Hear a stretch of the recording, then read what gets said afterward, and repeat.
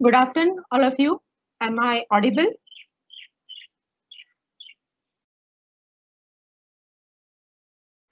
Yes, Yeah, ma'am. sure. Yeah, thank you. Good afternoon, all of you. On behalf of Shayanika Kachi Engineering College and Department of Information Technology, I, Ms. Jalpa Mehta, welcome you all on the third session of second day for AICT IST sponsored online refresher program on developing secured IoT application. It gives me great pleasure to welcome you all and our today's expert speaker, Ms. Neha Pai. Ms. Neha Pai is the Director Software of SWIN Solution Mumbai. She leads the software development and engineering at SWIN Solution. Ma'am is having 21 years of experience in design and development of real-time software, embedded system, and device driver on various operating system platforms and applications.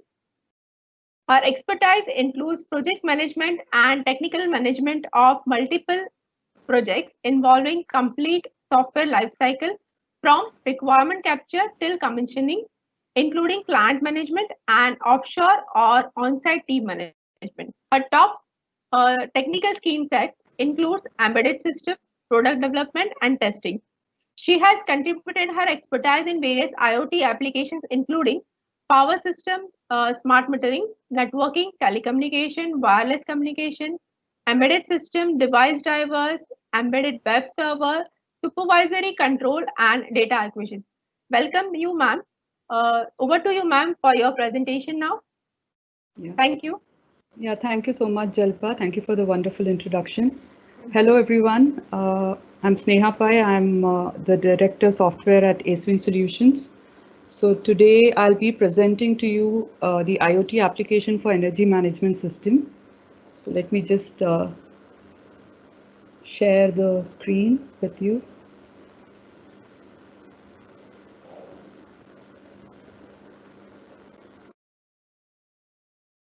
Yeah, I hope you're able to see my screen. So as I mentioned, we'll be going over the IoT application for energy management. So I think last 2 days you've got information on what IoT is about and the different domains that it can be used on.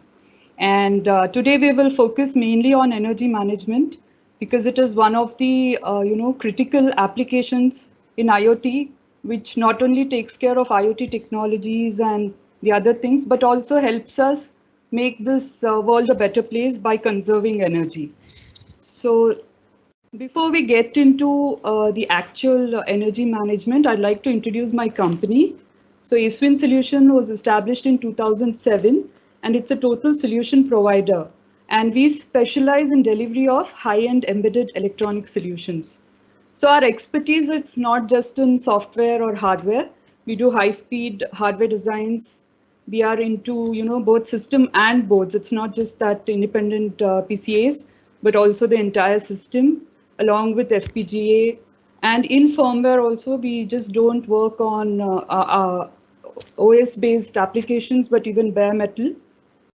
So basically, if you see, ASWIN provides end-to-end services in terms of product or a solution with respect to requirements, design, manufacturing, technical support, right up to commissioning. And as a company, organization, ASWIN has worked across industries. So basically, we have worked on IoT and wireless sensor networks, industrial automation, oil and gas, transportation, telematics, telecommunication. So these are just to name a few. So basically, this is what ASWIN is into. Now for the today's session. So basically what we would like to do is to introduce you all to energy management, to understand what is energy management and with respect to IoT. And as an example, we are considering a streetlight energy management system. This is a project that we have worked on. So we'll be able to give you the details on the topology, the different elements that are used in this application, the communication protocol that we are using to get this system through IoT, and of course, security in MQTT. MQTT is the protocol that we are using, which you'll see in the slides, which will be coming later on. And as you all would have understood, and which is why you have the main theme as security in IoT, security is the backbone of IoT.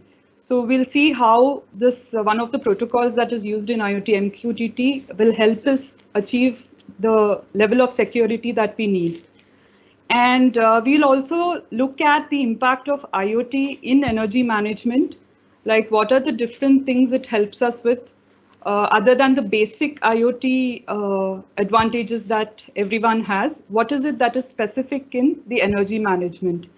And in the end, if possible, we'll have a quick Q&A session, so that if there are any clarifications required, something that I can help you with, we can go over that.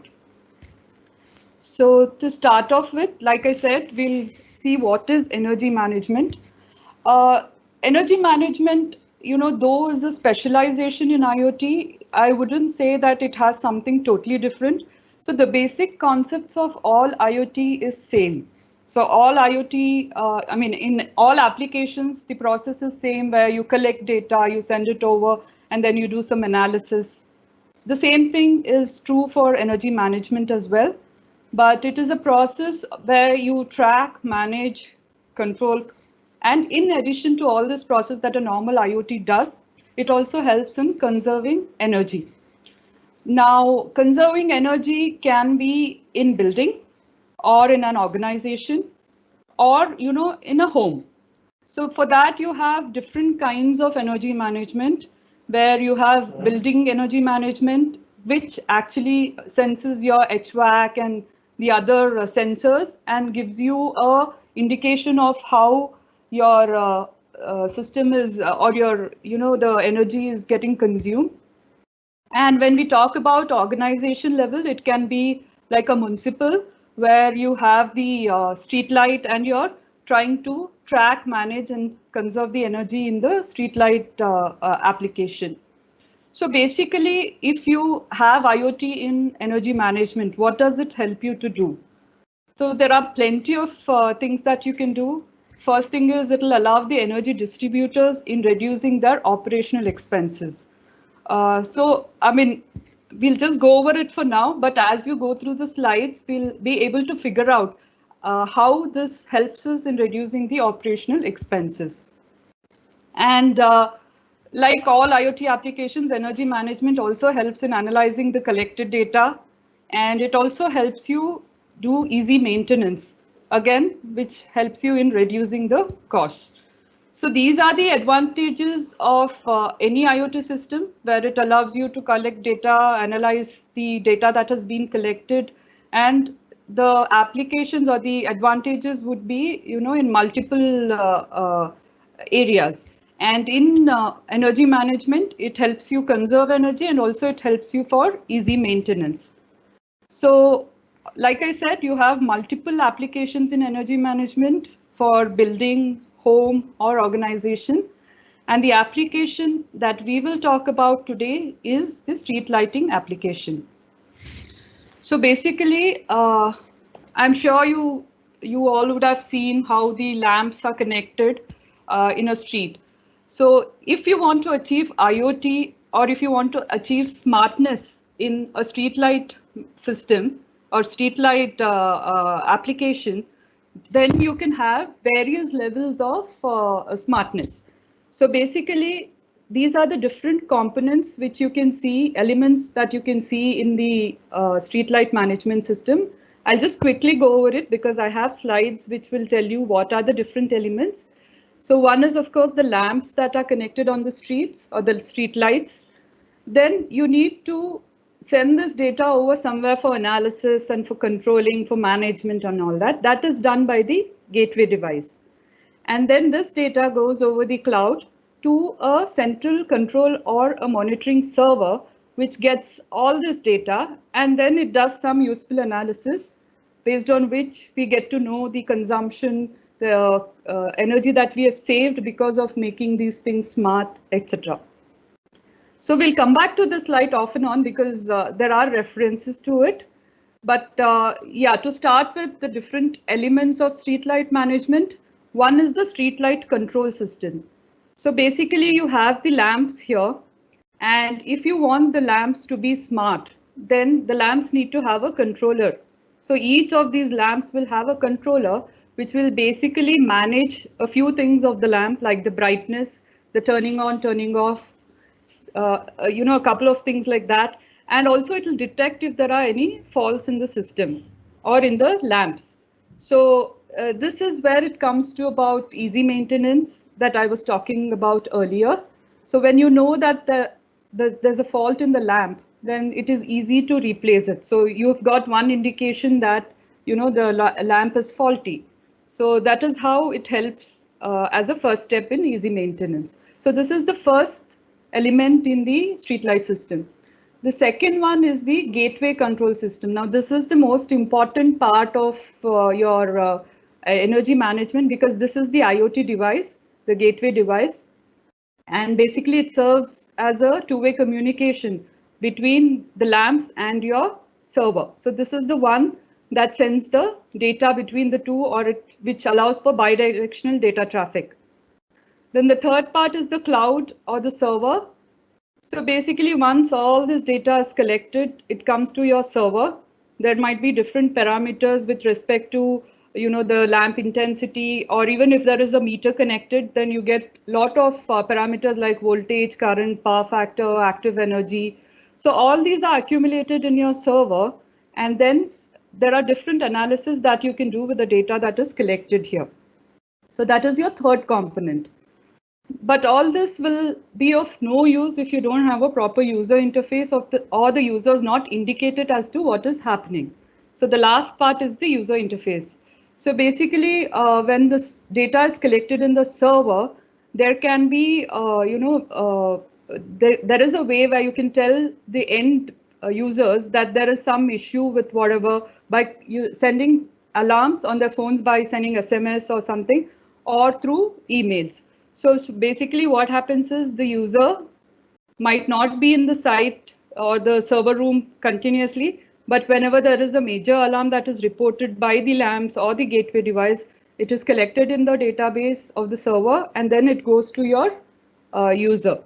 So that way everybody is well informed of what is happening. Now coming back to this topology, I was mentioning that there is a smart lamp concept. So there are actually two installations with respect to street lights. One where the lamps are smart, but that means additional cost because you need a controller in each of the lamp. And one where the gateway device is the only thing that is monitoring. So that is called like a feeder control monitoring. So this will not take any data from the lamps, but will do the managing or the controlling from here. So the only disadvantage is in this concept, you can only turn the lamps on or off, and you'll not be able to control the intensity or the brightness of the lamps. But still, it is a good way of conserving energy, because you can turn the lamps on at the right time in the evening and turn it off in the morning, so that it is not left on and you're not unnecessarily consuming the energy, right? So these are the two different setups that you can use. It depends on the installations and the cost of the installations. So if there are lamps which are smart, then additionally you need communication between the lamps and the gateway device. Otherwise, if you just have an intelligent gateway device, then you can just communicate whatever data is being collected here to the server, where the rest of your processing happens. Okay. So basically, if you try to correlate this with any other IoT, you will see that most of the systems are safe. You need a cloud server which will collect all your data. You will need a user interface so that you can figure out what's happening, or you can analyze what is happening. Then instead of the gateway is also required. And the last thing is the sensors or something based on what your application is. So if you go to building automation, then you might have, temperature sensors, your HVAC sensors and all that. But the basic concept of IoT is same. So you're collecting data from an IoT device, sending it via the gateway to your server, where all the analysis, storage, and everything is done. And basically, server allows you it offers tools where you can collect, process, manage, and you can store huge amount of data, and that too in real time, right, as the system is working. Moving on, we are saying energy management, we are saying energy conservation, but how is it actually achieved in streetlight applications? So the IoT in streetlight ensures that the streetlights are automatically switched on at sunset and switched off at dawn. And this is true when the lamps are not smart. But if the lamps are smart, then it enables dimming of the lamp intensity. So basically, how it works is there are patterns that come from the server based on the time. It comes to your gateway device. So the command comes from your server to the gateway device to say turn off the lamp. So in case it is just a feeder control base, then all the lamps in this section controlled by this gateway device will turn off, and it will turn on when the time comes. So there are two ways again of managing this, where every command comes from the server and is initiated from the server and is implemented on the gateway side. Or there is also where you can download the pattern data into your gateway device, which has the information there, and it will turn on the lamps on and off based on the timings given. So that is another way of doing the control. So basically, what are you achieving here? The achievement here is that you are not leaving the lamps on unnecessarily when you're doing the switch on and switch off. Secondly, in the dimming application, you are also controlling the dimming based on the time. For example, let's say it's evening 6 o'clock where there's still some sunlight. So you might not want to turn it on to its 100% intensity. So basically you'll start off with a lower intensity, and as it becomes dark, when you know that it is necessary, for the light to be at its full intensity so that it is safe for people on the street, then you can increase it. So that enables the dimming, and again, it is conserving because you're not running the lamp at its full intensity. And the third point is what I was talking about with respect to maintenance. Plus, it also makes it easy to replace the inefficient lamps with the efficient ones. So what happens is this lamp controllers and the gateway device are constantly monitoring different parameters that needs to be monitored. And there are thresholds set based on which alarms get generated. So these alarms are sent to the server, and a person analyzing the data that has come in from the street light gets to know that, okay, there is something wrong with the lamp or even the system, the feeder control that is connected. So it is easy for maintenance that way. And there are times when you have lamps which are not working efficiently. So you can replace it with the proper ones based on the data that has been collected on the server. So basically, energy management in street application is, by controlling and by monitoring the alerts that are sent by the lamps. Okay. Now again, when we spoke about the streetlight system, we said that if you have a smart lamp, you need to communicate between the lamps and the gateway device, and also between the gateway device and the internet. So there are different protocols that are used for this.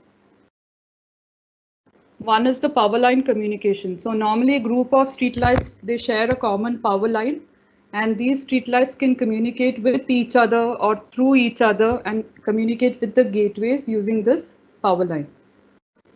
The other form of communication, which is the one we have worked on, is the RF communication. So each of the lamp controllers have a RF module, and the gateway also has a module. So what happens is the streetlights, they form a mesh network, and they communicate with each other, and also they are able to communicate with the gateway. So these lamp controllers, as I mentioned earlier, they will collect a lot of data from each of the lamps and then send it over to the gateway device. and the gateway device then sends it to your central server along with its own data, which might be something specific to the feeder controller, and that is sent over to your server, where the data from the lamps and the gateway device is what do you say? It is all saved and analyzed. So these are the two main protocols, communication protocols that we have come across. And RF communication, where you have the lamp controllers as the slave, and the gateway acts as a RF master, because that is the one which collects all your data. And then this data goes over to your server using different protocol. So basically the gateway is the one, as we mentioned earlier, that is the one which serves as a bidirectional communication between the lamps and the servers. Yeah, when you come to communication between the gateway and server, there are multiple protocols, and there are 4 major ones which are commonly used across different IoT devices. One is the Message Queue Telemetry Transport Protocol, or the MQTT. This is quite popular. It runs over TCP/IP. It has a small code footprint, requires lesser network bandwidth, and this again can be controlled by few parameters that you can set in the MQTT. So this is one of the protocols that is commonly used. The second one is the Constrained Application Protocol, or the COAP. This is again used for ones where it is constrained devices with resource constraints. Again, it is it is with a small code footprint, and it has devices called nodes which communicate with each other or with your gateway. The difference between MQTT and COAP is that MQTT is many-to-many communication and COAP is one-to-one. The many-to-many communication we'll come to when we go into the details of MQTT and how it works. Then there are a few other protocols, the AMQP, which is currently people are looking into it. So it's a protocol, again, it's a message-oriented middleware, and it involves basically in the form of message queues where the queuing is there, the routing is there, and of course security is a part of all of these protocols. The last one is the data distribution service. So this, like all protocols, this also implements a publish-subscribe methodology for sending and receiving data, but this is more object-oriented rather than messages. And in our case, we are working on the MQTT protocol, and there are some reasons why we have selected MQTT, which I'll be mentioning in one of the slides later on. So going over to MQTT protocol. So as I mentioned, it is designed as an extremely lightweight. Again, this also uses a publish-subscribing messaging transport. And this is ideal for connecting remote devices with a small code footprint and minimal network bandwidth. And the same things repeat here, where it runs over TCP/IP, again a publish-subscribe messaging protocol. And MQTT is not limited to a few applications. It's used in a variety of industries like automotive, manufacturing, telecommunications, oil and gas. And the support that is there for MQTT is also quite good. I mean, you can get quite good support on the net. You can figure out where your problems are, because there's a lot of information and practical practical solutions to if you get into any issues and all that. So it's quite popular. Now coming to the MQTT architecture, what does it consist of?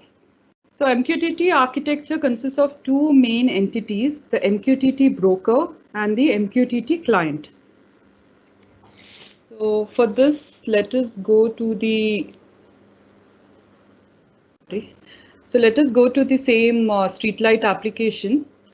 So the two entities that we are speaking are the MQTT broker and the MQTT clients. So in this, what happens is the server side and your IoT devices, both are the clients here, and MQTT broker is the main component. So what does MQTT broker do? It has the capabilities for both subscribing and publishing.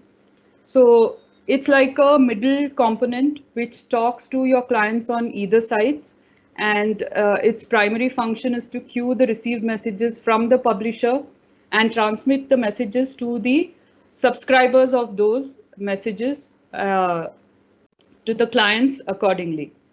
So this concept actually I'll explain a little bit more in detail when we go to the diagram, but this is the concept of a broker. So broker is something like a middle component which will help you in sending messages to the right clients based on which clients have subscribed and which clients are publishing. So, I mean, if you have a broker, then obviously it means that you need to have a client as well. So what is this MQTT client? MQTT client is your IoT device, which is collecting your data. MQTT client is your server, which is collecting the data. And it can run on any operating system, Linux, Mac, Windows, Android, iOS. But how is it that this publish subscribe mechanism works in MQTT? Because we are talking about, every time when we talk about MQTT, we are saying we are subscribing, we are publishing. So that is done using topic. Okay. So what is topic? Now topic is something that is like a path where you can publish or subscribe messages. And every transmission over the network relies on a particular topic. So how is this relevant in our system? So basically, if you see, you have one server and you have, let's say, 10 IoT devices or gateway devices. Now we need to know to which gateway device we need to send our message to, or we need to know from which gateway device have we received our message from. So that is where the topic helps. So how it works is the topic for each of the gateway device will be topic / the gateway ID of that device. So if, let's say, if there are 10 gateway devices, it will be logger, or let's say gateway /1, gateway /2, gateway /3. This is the topic name which the gateway device will publish. And the client, or the other client on the other side, which is your server, what they will do is they will subscribe to these topics. So it will subscribe to gateway /1, gateway /2, gateway /3. So when it subscribes to these three topics, what happens is whatever the gateway devices 1, 2, and 3 publishes, those come as events to the server through the broker because it has subscribed to that topic. So let's say there are 5 gateway devices and the your server has only subscribed to 3 of them. Then it will not get any messages that the other two gateway devices are publishing. Similarly, so this is one-way communication where the gateway device wants to send some information that it has collected, or the alarms that it has, it has received. On the other side, you might want to set the configuration of the gateway device, or you might want to set some threshold for faults in the gateway device or in your LAMP controllers. So during that time, what happens is your server, the central server, that is the one which will publish a topic. Again, it will be the same. It will be server /1, server /2, server /3. And your gateway devices would have subscribed to those topics. So your gateway device 1 would have subscribed to server /1. and your gateway device 2 would have subscribed to server/2. So what happens is when from the server, if you want to send a message to a particular gateway, then you will publish it with that ID so that only that gateway ID will receive the message. So basically you can use this topics to talk to a single system, or also you can create topics where you want to do a broadcast. So this is how the topic works. We'll again go over this when we go to the topology of the streetlight system with the MQTT diagram that we have coming up later. The second thing that you can configure is the quality of service in MQTT. So basically there are three types. One is QoS 0, where it does not guarantee if the message has been delivered successfully. It is fire and forget. So each one publishes its messages and we are not sure if the subscriber has got it. So that is QoS level 0. Then quality of service level 1, this guarantees that the messages will be delivered at least once, but it can be sent more than once. And the quality of service 2, QoS 2, is the higher QoS, where it guarantees that the message is sent only once and it will be delivered. So the higher the QoS, the higher it consumes bandwidth for it to process the transmission. So in our application, we have set it to 1 because the message is also guaranteed to be delivered. And I mean, we don't have to consume higher bandwidth because of the higher quality of service.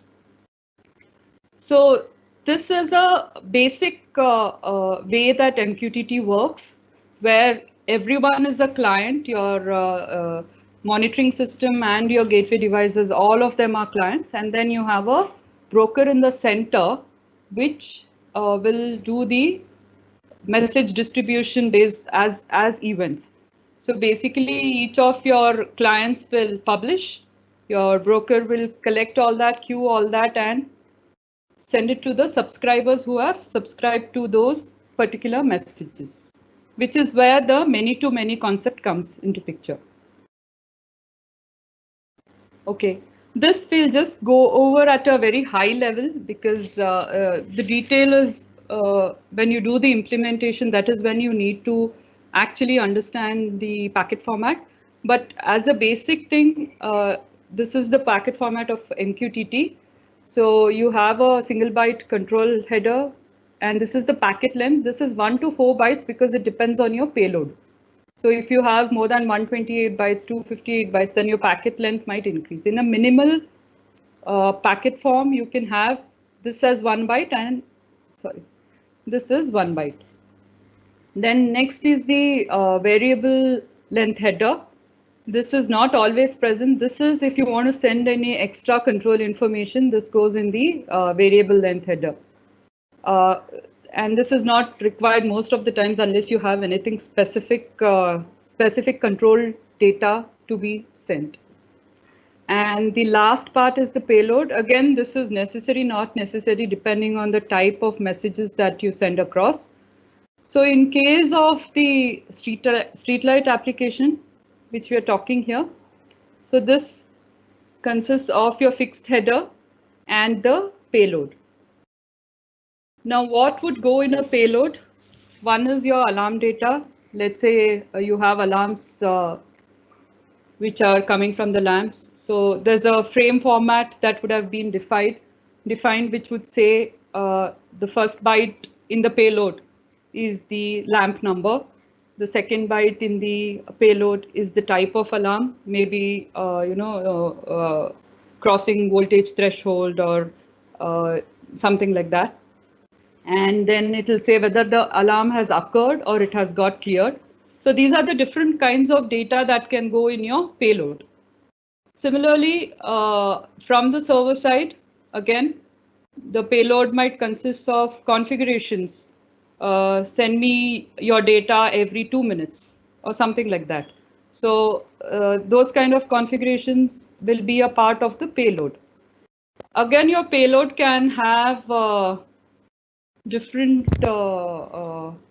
ways of representing your payload. it can just be a simple ASCII string format where you just have your data saying that my each byte represents something. So on the other side, it has to get decoded accordingly. So basically, there has to be a payload encoding, decoding that has to be done at both ends based on what the payload has been defined as. So it can be that, or there are different ways where you can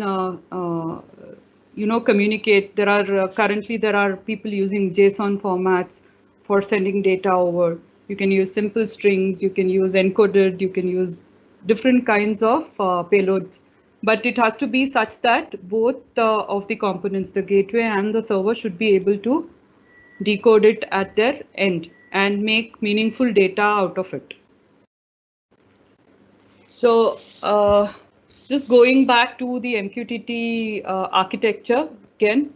So as you can see here, the lamps have nothing to do with MQTT because they are communicating over RF to your gateway device. So they do not understand the MQTT protocol. So they send their data over RF to the gateway device, and gateway device is the one which is the MQTT client, and the server on the other side, the central control and monitoring server. This also is a MQTT client. And as I mentioned before, you will have the publish and subscribe done from both the ends. So the server will publish, let's say, a get configuration or a set configuration, for example, from the server side, which will be subscribed by these gateway devices based on the topic. So when the server wants to configure the gateway device 1, it will put the topic as server/1, to which this gateway device would have subscribed to. So the message goes from your server to the MQTT broker. The MQTT broker will see who all have subscribed to this event, and based on that, it will send it to the right gateway device. And similarly, the server will be subscribing to all of the gateway devices. So it will subscribe to gateway/1/2/3 and /4, which is the topics which are published by each of these gateways. So gateway 1 publishes all its alarms, all its periodic data, whatever it needs to send to the server as gateway/1. And similarly for the other devices. So when this comes to the MQTT broker again, it sees who all have subscribed to it and it sends it to the server. Because server would have subscribed to all of the topics that are published by each of these gateway devices. So yeah, basically this is how the MQTT works. So to summarize it, we have the MQTT client, we have the MQTT broker, which are the two main entities of MQTT architecture. And the mechanism used to communicate with each other is the publish and subscribe, where one of the clients becomes the publisher and the other client becomes your subscriber. And this is achieved using topics, which tells us where the communication to go has to go and how is it to be communicated with each other. And the last portion is the QoS, which is a quality of service, which has to be configured based on what you want to achieve. So if the delivery of messages is not important to you, then you can use the QoS level of 0, where it is just fire and forget. But if you want to ensure the qualities of the highest level, then QoS 2 is what needs to be configured. But again, you'll have to weigh down the consequence of using higher bandwidth with respect to the delivery, that the delivery has been done. So this is about the MQTT architecture. And this is just the basic or the top level of how MQTT architecture works. There are actually plenty of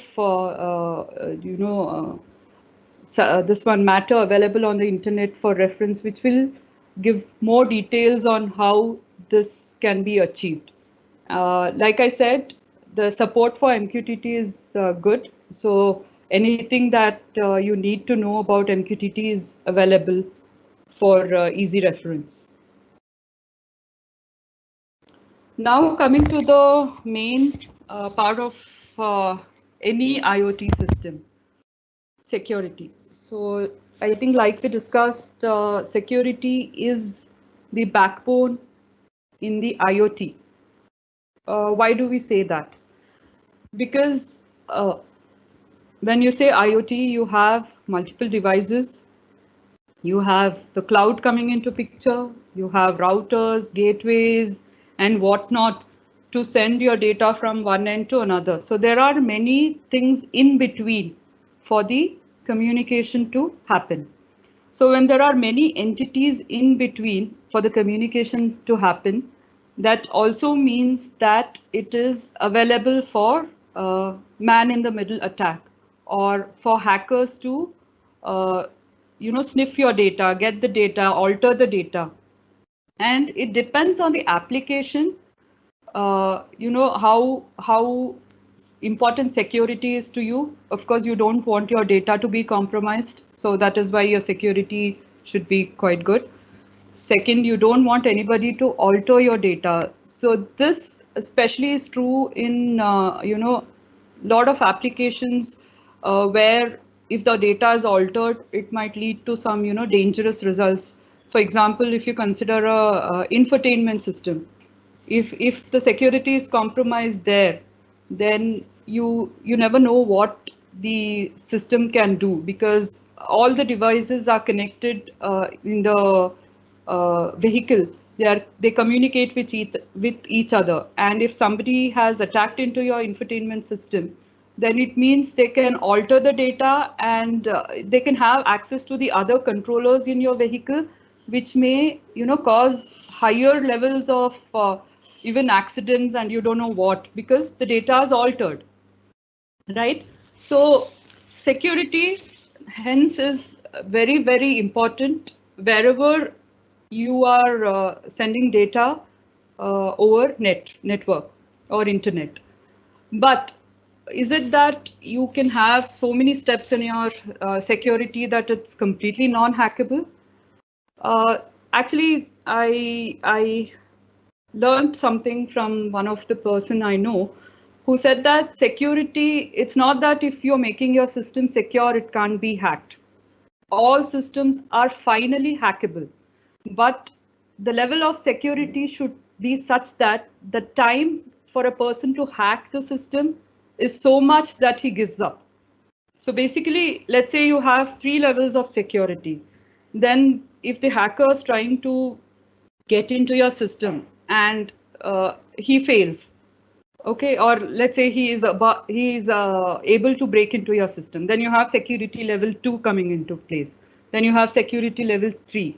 So basically, it is not that you can make all systems completely secure, 100% secure, but it is the time taken for a person to get into your system. That is what needs to be, designed properly, so that the person just gives up hacking into your system, and then your system is more safe and secure. So, which is why the level of security becomes more important.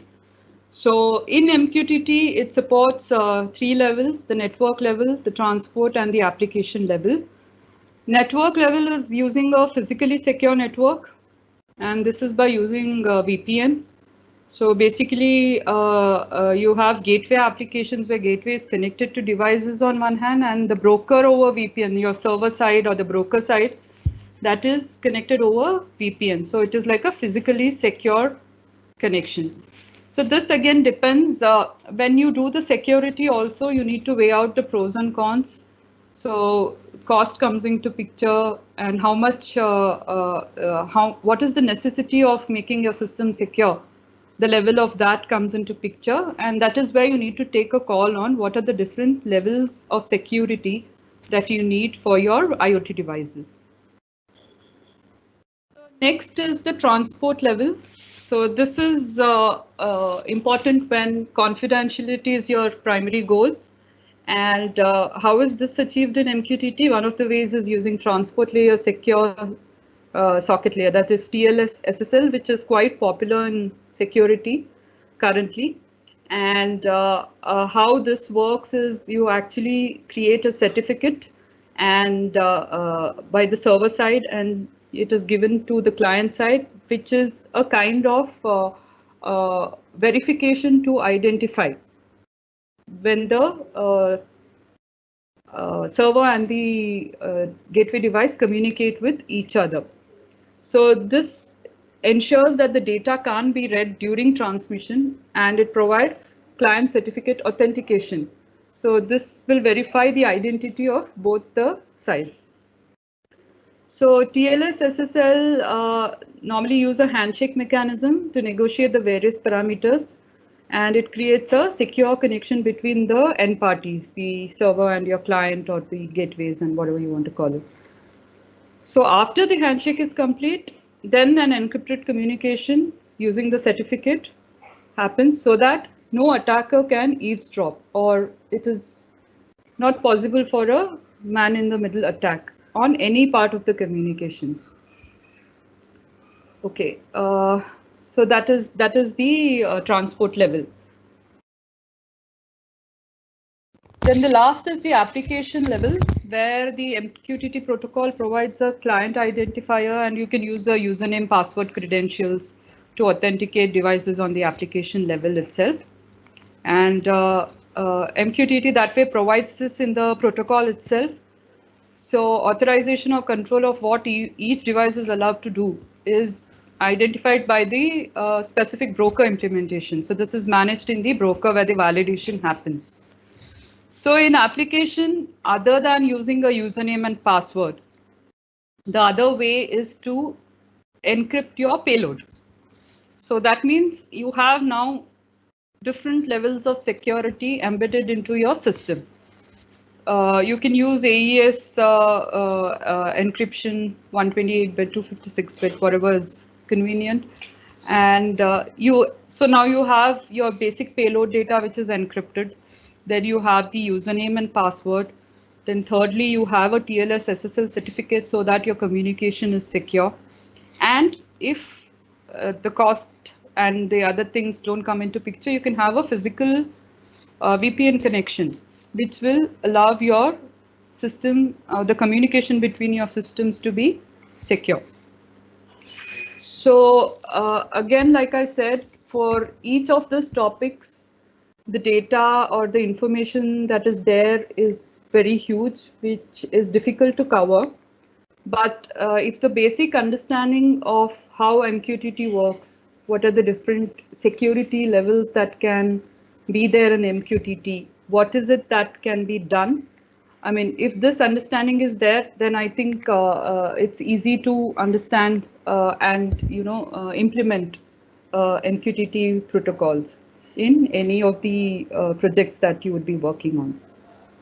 And secondly, MQTT, you have, if there's something that you want to try out, you have libraries available, which will help you create a quick client and a broker, and you can, get your hands on it because it is easily available.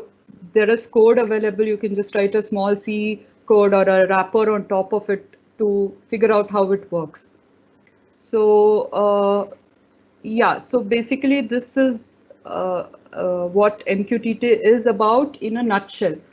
And like I said, there is too much of information out there about the payload packet, how it can be done, what does even each of the payload packet that we've discussed about, the fixed header, how many bytes does it have, what information does it contain.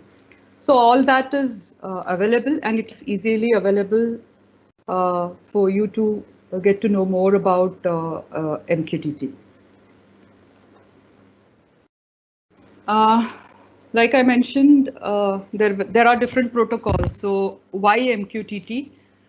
MQTT is light and efficient. MQTT clients are very small. They require very minimal resources, can be used on very small microcontrollers. So if you understand the concept of IoT, then where there are, just few sensors which read the data and send it over to your server for analysis, then you don't have to choose a big controller just because you need to send the data over IoT. So the resources that is taken up by this MQTT is quite low, and it can be used for your variety of applications, starting from a small thing to even your bigger applications in IoT. And as we have seen, the MQTT message headers are very small. You can have a minimal header, and you can optimize your network bandwidth. So you're not unnecessarily using too much of bandwidth for the headers itself. And reliability of message delivery. So this is very important for many IoT use cases. And that is why MQTT has 3 levels of quality of service. So 0, 1, 2, where at least you are sure what you want in your application, and you can set the quality of service based on how you want it.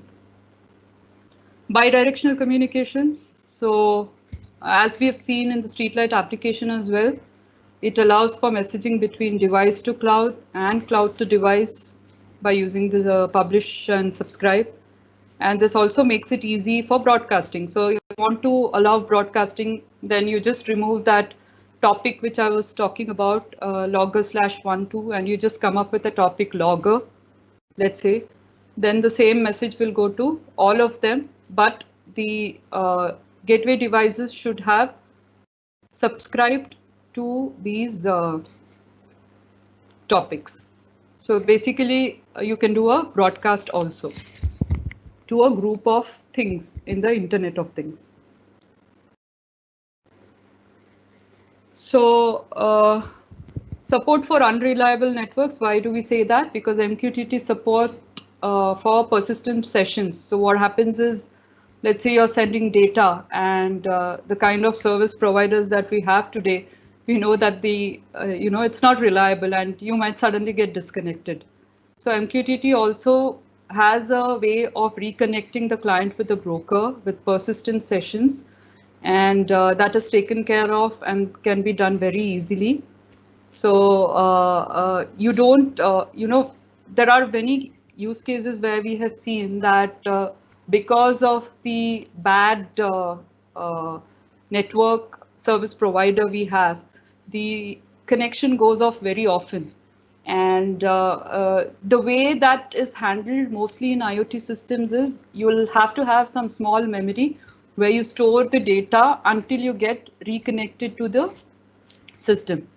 So those are the things that has to be taken care in the IoT devices, where if a connection goes off, then the data that is coming to you from the lamps or whatever data you're collecting in the gateway device itself, that has to be stored in non-volatile memory. And as soon as the connection is re-established, you send all that data to the server so that it can have the data for the entire amount of time that it has missed on. And it shouldn't happen that you lose the connectivity from your gateway device to your server, and it is not able to reconnect. And as a result of it, somebody has to go there and reset the system. So that is definitely a no-no in most of the embedded system design. So, I mean, this can be handled in any protocol by having your software algorithm such that you are able to reconnect. But MQTT makes it easier in the design so that the reconnection happens. And MQTT can scale to connect with millions of IoT devices, though we have not tested this to this extent. But yeah, it does. It can scale to a very high level. And of course, the most important point of IoT, the security enabling part of it.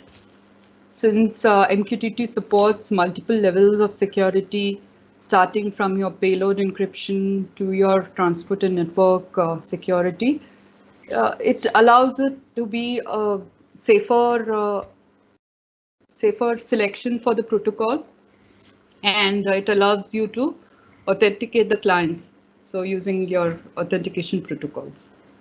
So this is about MQTT. There was just one thing that I missed in the MQTT architecture about how this communication works. So basically, when you want to talk to the cloud, you can have some devices connected over Wi-Fi, and you have, if it is in a room, right? If it is building automation, for example, what you can do is your gateway device can connect to your internet and then send the data over. But now here we are talking about the street light, where these are feeder controllers that you see on the streets. So that is not possible. You can't have a Wi-Fi and connect to it. So basically, you can do it through, there are various options. You can do it through GSM and GPRS as well, where you send the data by connecting it to the server IP, and over MQTT, you send your data across to the server. So I missed talking about it in this slide, so I just wanted to come back again.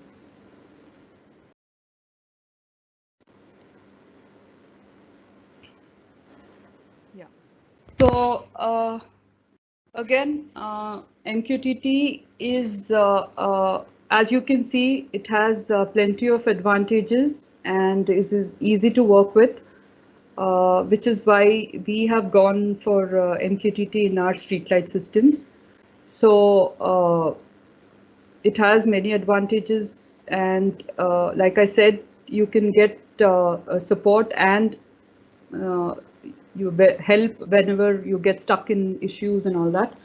So MQTT has helped us, build the system very fast, because there are a lot of things available. So if you have a development cycle, one of the things that you need to know is that the faster you are able to develop, and the better it is.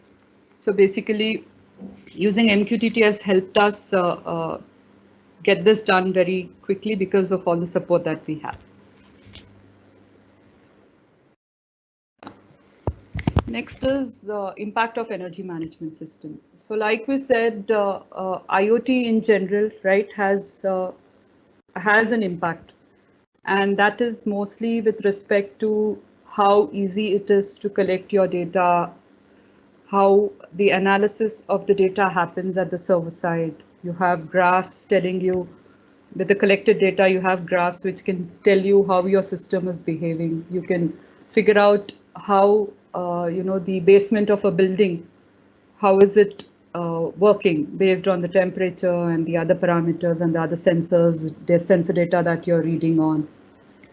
So basically, it gives you a very good idea of how the system is without going to the system, sitting at your server. You can see everything that is happening. This is what is common across all IoT systems. But when we come specifically to energy management, then there are additional things that happens. So one, of course, is your reduced energy bills, right? Because you are able to manage your energy properly. You are able to control the consumption of energy properly. You can get reduced energy bill. So this is true for streetlights, of course, because though the municipal will actually get benefit out of this, because the control is happening, you're conserving energy and all that. But this is also true in your home automation system, where you are able to control your home devices using IoT, where you can turn it off, turn it on, and let's say you've forgotten something, you've left the geyser on, you can turn it off by just sending it a command. So here we are not just talking about street light, but basic energy management as such. So where it is again done across home automation, building automation, or street lights, or wherever it is. So, but the end result is the same. You are able to reduce your energy bills. The second is the scene management. This, like I mentioned, the individual lamps that are there will have controllers which can set the dimming levels. And the street lighting can be adapted based on the time of night, season, or event by controlling the dimming levels. So how this is done again is by the server sending, let's say, data of the patterns that can be set, patterns or the dimming levels that can be set in the lamps based on the time. So the season, of course, you'll have to configure it such that for, let's say, winter season, when the darkness is comes earlier than the summer seasons, then you have to set, you can set your timings of the turn on of the lamps, the dimming levels accordingly. So based on the time of the day or night and the season events, let's say you have something going on and you want the lights to be fully on 100% intensity, all those can be done using your IoT. So basically this is what scene management is. Then incident detection. Now this is because you have the controllers on the lamps, smart lamps. You have the feeder controller, which is smart, which is a gateway. So then what it does is it allows you to detect faults and alerts the right people at the right time, so that, you know, let's say even if a lamp is not working well, you know that it has to be replaced. And if there is IoT, then definitely it helps this information to get to the concerned authority on time. And of course, the last one is the most important currently, because we know how carbon footprint is, you know, affecting a lot of things. So definitely adopting IoT in streetlights, it optimizes energy consumption, lowers the energy production, which ultimately results in less carbon footprint. So basically, there are multiple advantages of having IoT in streetlight, where you can manage and also you can conserve energy, which is, like I said, it is one of the key things in today's life, because we don't want to unnecessarily use and consume the energy. Okay, what is the time? Okay, we are doing streetlight energy management statistics. This is the page which tells you whether is it actually required to do energy management for streetlights. Definitely, because street lighting accounts for 15 to 40% of the total energy spent in standard cities worldwide. So you can imagine how much energy is being used because of the street lighting, right? So the more smarter your street lights is, the more you can conserve, maintain, and manage it well, then the lesser is the energy spent. So even if you consider the street lighting cost, electricity and maintenance is a significant expense for municipalities. So basically, like I said, if you have a smart street light system, then you can control your energy and also maintain it, because you know that you're not, the system is not running inefficiently, and you're able to replace it at the right time, thereby, you know, making it a significant cost reduction. And that is what the third point says. The energy management can reduce the street lighting costs by 35 to 70%. So this is the statistics, and this is actually coming up in different parts of the world as well, where everybody is going for smart meters, smart lighting, smart street lights. And because, you know, if you consider it, it is a huge percentage of the total energy spent, right? So it becomes necessary to manage it well and conserve it. And of course, if there is an additional cost reduction, then it's good. Yeah. Yeah, I think that covers the points that I wanted to share with you all on the IoT in streetlight energy management, where Yeah, where the details, where the communication protocols, the security, the main points that are required for streetlight energy management is covered here.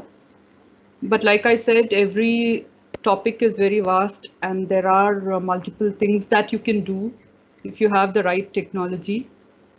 So IoT, if you see, apart from the technological interest it has for people around the world, it also helps in getting like a lesser carbon footprint, conserving energy. So it's just not for analysis, monitoring, and all that, but it can also help things to be better. Yeah, that is all I have. So if there is any questions or anything, we can take it up. Yeah, thank you very much, ma'am. We have some questions in our question A section. So Okay. the first question, where can I find more about MQTT protocol?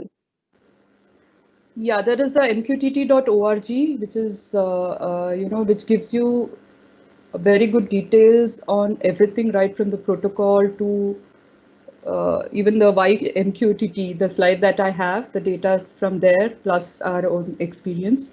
So mqtt.org is something which will give you good details on the MQTT protocol. Thank you, ma'am. Another question from the participant side is, what kind of data can be sent through MQTT? Like I said, in case of our application, which is the streetlight application, we have used it to send any alarms where like I said, you can have a current which is increased because of some fault in the system or something else. So you can send this data, then you can send the health of the lamps and the gateway device, whether we have something called as a periodic data that goes to the server to say that the gateways are working well, or a health status, right? So you can send that in your payload. You can also, this is for the streetlight application, of course, but if you have it in the other applications like building automation or something, then it will be your sensor data. So you can have the temperature sensors. Let's say, for example, you are monitoring the temperature in a basement. Then it will read the temperature and send it across. So you know whether it is too much hot for you to, in the basement or whatever. The data will help for you to take your next action. So the payload in the MQTT can contain anything, depending on what your application is. So that is where you have any proprietary data that you want to send can be done using the payload portion of the MQTT. Thank you, ma'am. Another question has come. That is, does MQTT communicate with edge devices, or it is directly communicating with the cloud? So like I said, it is with the broker. So all the MQTT is segregated as clients and broker. So basically, what is a broker? Broker is another piece of software that is running on a public IP. Let's say, for example, what is public IP? Public IP is something which is accessible to people. So in the case when you have a local network, right, it is accessible only to people in your network. And if I am somewhere else, I cannot access the local network. So there is something called as a static IP or a public IP, which can be pinged from anywhere. And your MQTT broker will be running on one such server, okay, which is available, or which can be seen by your MQTT clients. So the clients will be configured to talk to this server based on the IP or URL or whatever you call it, and it will communicate it to that static IP or the URL. Is that answering the question asked? Yeah, yes. Another question lined up, that is MQTT is secure? Mm-hmm. Yeah, it is. Like I said, there are multiple layers which helps us make it secure with respect to your data security. by encrypting the payload data. So data security, your data is encrypted, so it is not easy for anybody else to decrypt it. You can use your own encryption algorithms to make it more safe or secure. Then, of course, your certificate exchange is a very good way of authenticating the communication between your client and server. So the TLS SSL certificates is one of the ways. Yeah, that's here we are ending up with the question answer session, ma'am. Thank you very much, madam, for your enlightening and informative presentation on topic of IoT application for energy management. We really appreciate your determination to demonstrate the real-time energy management based on various IoT devices and protocol and their standards. Thank you, ma'am. In spite of having a very busy schedule, ma'am, you took your time for this session. So we are very grateful and thankful to for your kind gesture, ma'am. Thank you so much, Jalpa. Yeah.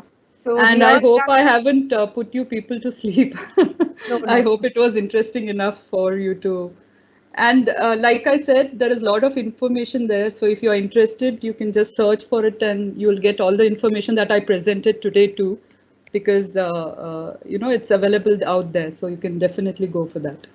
Yeah, thank you, ma'am. And we have a small token of our appreciation here for you, ma'am. Please accept it with our sincere thanks. Thank you very much. Yeah. Thank you so much. Yeah. All the participants, you can feel the feedback that has been shared.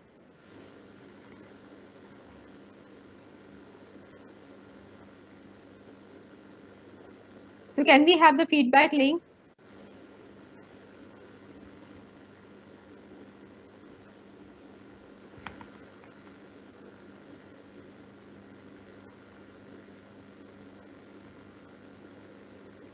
We are waiting for the feedback link, ma'am. Okay, yeah, sure.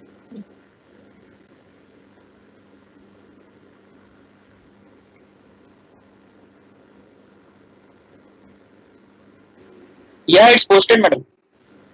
Yeah. Yeah. So all the participants, please feel free to give your feedback. Thank you very much, ma'am. Thank you. Thank you so much. Thank you. Yeah. So here we are ending up the second day of the STTP. Tomorrow we will meet at 10:30 sharp with a new presenter.